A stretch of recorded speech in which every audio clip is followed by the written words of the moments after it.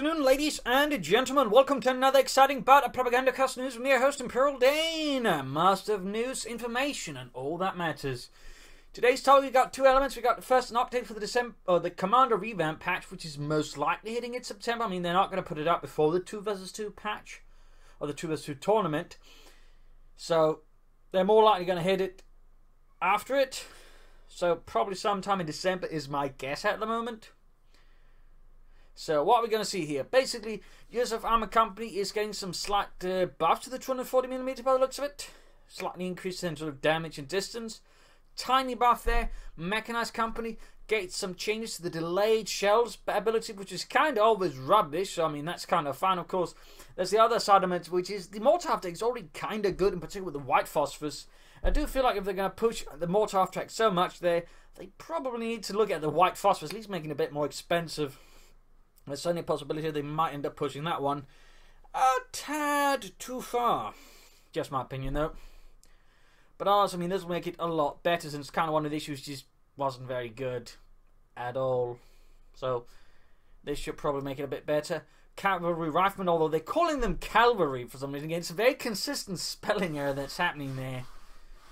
But Cavalry Riflemen will get an additional nerf this when they're using covering fire. Now they're doing less damage while using it. Apparently they did too much there, so that's being fixed. Search for the NKVD. The heal ability is now timed ability, so just pop it and there you go. The KV8 gains some changes as well. The flamethrower gets more range, and the 45mm gun becomes better versus armor and worse versus infantry. You didn't really use it versus infantry anyway, so this just makes it sort of penetrate even medium armor a bit more consistently, and it also shoots faster now. So overall, a buff there to the KV8. And then the NKVD Doctor now gains anti-tank Overwatch, which is basically an anti-tank artillery barrage thing there. So the longer you stay in the target with your tanks, the more fire that comes. I don't know if they're going to be full artillery explosives, just going to be like armor-piercing rounds, but that could definitely be a bit nasty there. And considering how we've seen some of those abilities go before, this could very quickly get out of hand if they're not done correct. So it'll be interesting to see how that one turns out. Urban Defense, the Booby Trap is now an engineer-required ability. So basically, like the Oberkommando West Booby Traps, and I guess the Stormtrooper Booby Traps. Forward Headquarters now, the mod's been changed to medical tents. They're probably going to work on something a bit more on there. And the KV2 gains a bit more population, then the rearmament becomes weak. So basically gets nerfed a bit. For the British, the forward observation headquarters becomes cheaper. And then ambient buildings, this, any sort of structure you sort of convert to it can also reinforce troops. That's a plus. The Valentine for British artillery actually gets buffed. Slightly less population, meaning less upkeep. And it also shoots notably faster, actually. So that's going to be helpful there. Stormtroopers, now the incendiary grenades start on cooldown. No big deal. For the bunkers, they're now split up into two. And this is kind of where it gets weird, because now basically just have the machine gun bunker, then to the bunker you have to upgrade to the repair bunker. So it almost feels like, well, why don't you just have them build a repair bunker instead? It just seems like, you're just adding an additional step now for the regular one, and it doesn't really do anything here. I think what they need to do is basically add the standard concrete bunker the ability to reinforce troops. That way, it sort of at least has some additional utility besides just, being that building, I have to upgrade to the repair bunker. It just seems a bit superfluous. The machine gun bunker also takes up 2 population, and, it's more expensive, but, you get a machine gun bunker out of concrete. It's going to take some hits. And then we get a new ability for the Pack 40 fleet, which I imagine a lot of people want, and I imagine they might also want to consider adding to the British emplacements, but basically you can scuttle it. That is, after 20 seconds, the crew abandons it, and you get some of your resources back for it. So that's pretty big, I think, for a lot of Overcommandos players and Valorant players, and so I imagine they're both going to get it, but either way that means, you can sort of use it a bit more actively, and if, just turns out to be a bad spot, you can actually, gain resources back without having to, blow it apart. So I imagine this is sort of one ability that could sort of see overall more application throughout all emplacements. And then finally, the Oberkommando West, the Goliath is now bundled into the early warning system, so that's that. The Jägerlight infantry actually now come out faster, but they now have to buy this, marksman rifles there, and also requires an truck to be deployed. And they also become cheaper, so that's some interesting bits there as well. And they also now have access to the salvage ability right away. So even if you aren't playing scavenge, even if you're not playing, scavenge, you can get sort of some salvage there going on with. Of course, with scavenge you get thorough salvage. And sector assault actually is back, and now a big one here is they actually reducing a lot of the scatter on the bombing strike was one of the issues. It was just wildly inaccurate. Now it's going to be a lot more accurate, so that's going to, I think, make it a bit more useful. 221, 223 gets a bit of a buff there. Overall, better machine gun. Though it loses the sniper bonus it has there. And the Sturmtiger machine gun no longer auto attacks enemies. So basically, it's going to work if you select hold fire. It's not going to fire either. So there is that. Well, hold fire, get the idea. So I mean, some interesting changes here. I mean, overall, I'm liking most of them. Again, a bit worried about here. This could push the Mortar tech a bit too far. And again, I feel like with the concrete bunkers, they probably need something for the regular one, because at this stage it just looks a tad silly. But I think some interesting changes. Next up, of course, we got the map revamp patch. So let's see what Relic has to say about that. And here we are, major map revamp. Holy moly, lots of changes there basically happening. With a lot of people having worked on it. People like Rossbone, Monolithic Bacon, Lord Rummel, Capicua, Cyphernex, and Woof. Woof. Woof indeed. So, basically, 1 vs 1, 2 vs 2, 3 vs 3 maps. There's some basically large changes here, so let's go sort of through them one by one.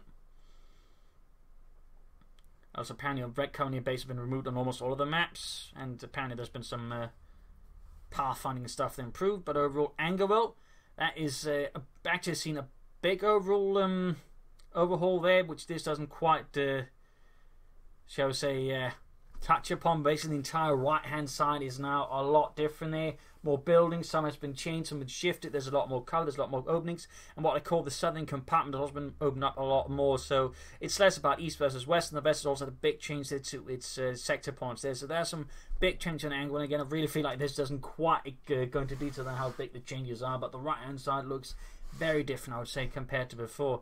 So that's a big one there. Lost Glider, get some changes there as well. And an extra big path from each base been added. That's nice. Khan is actually back after receiving some big changes. Basically, one of the issues with Khan before was like those 2 cutoff points that dominated the entire map. If you can control them, you won. This has basically been fixed. So, also the map's been widened out a bit there, so it's more to move about. But I think the really big part is just those dominant cutoff points has been, make less dominant. So there's more cutoff points, there's more room to move about. So that's good. And Westwall, there's been some changes as well. Basically, some of the houses have been completely knocked away again on the cutoff points. I'm starting to see a pattern here, maybe. Houses on cutoff points, as it turns out, maybe wasn't a great idea, was it? Also, some other changes here and there. Road to Kharkov, I haven't seen that one, but it also looks like some bigger change there. So that's also positive. Hopefully, it'll make the northeast, since always Road to Kharkov kind of had the issue. The north was not really good. And Bolshanka, sort of some smaller changes there. Nothing big.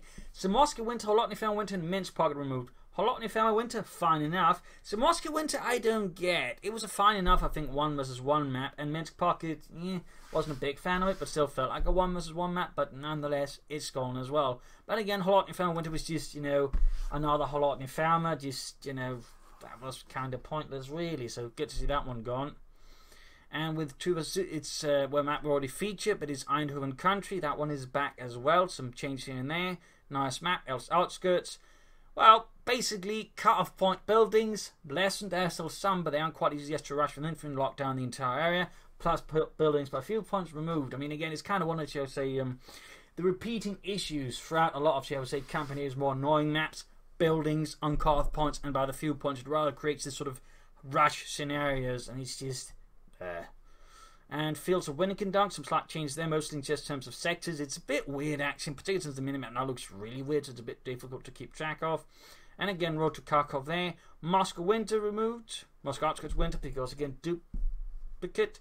And Elbrook Station removed. Thank the heavens. But I don't get why they remove Minsk Pocket and Moscow Winter from 1 vs 1 and not from 2 vs 2, since those are 1 vs 1 maps. They're too bloody small. Hell. Road to Kharkov could probably stand to get removed as well. This one actually feels a bit weird with the 2 vs 2 map changes and the takeaways. I really feel like, well, they should have been removing more maps, and particularly these two should have not been removed from 1 vs 1, but removed from 2 vs 2, alongside Crossing in the Woods. Heavens. Moving onwards here, I haven't checked out these maps here much, but again, lots of maps there. Fields of Winnikin Dunk has apparently been added to 3 vs 3, so that's interesting. Orca River, some changes there to the houses. Angermunde, some changes there to sort of overall pathing and sight, and some paths there. Hillfond path added. Port of Hamburg, a new bridge has been added. Again, more paths are being opened up. Russia winter, pathing sort of stuff there, new paths. Overall, I mean, again, a lot of it's just about mobility and more option for movements, because a lot of the maps just tend to, again, have a tendency just being towards choke points and just really small narrow things, which doesn't leave a lot of room for maneuvers and such. So that's, you know, what they're basically trying to fix there. And similarly, same here on 4 versus 4 steps. I mean, again, it's mostly just sort of the same things here. I mean, it's on the smaller maps where the sort of the houses on all the, you know, the curb points and fuel points were sort of the issue here. Whereas, again, in the larger maps, it's just there's not a lot of room to move about there. So, I mean, so a lot of changes here to companies too in just, you know, the last couple of months. This, of course, is impressive. And, of course, the Commander Revamp will, again, I imagine, hit sometime December. That's the hope. And then also, you know, those new custom commanders that they're going to be planning out there. They'll be worked from scratch up. Probably, I imagine, next year sometime. So, I mean, that's also going to be pretty interesting. I mean, they're getting a lot of stuff here. So that's, I mean, overall pretty exciting. And, of course, there's still the 2 vs 2 tournament coming up. Plus, of course, 2,000 episodes of companies. There's just lots of stuff happening here. So there you go. Hope you enjoyed these. A bit of news. If you have, you know, subscribe, like, share, comment. Of course, if you like what we do, you can donate or pledge on Patreon. Links in the video description. This is Imperial Links and cheers. Thank you for watching. You're all a wonderful audience. Bye.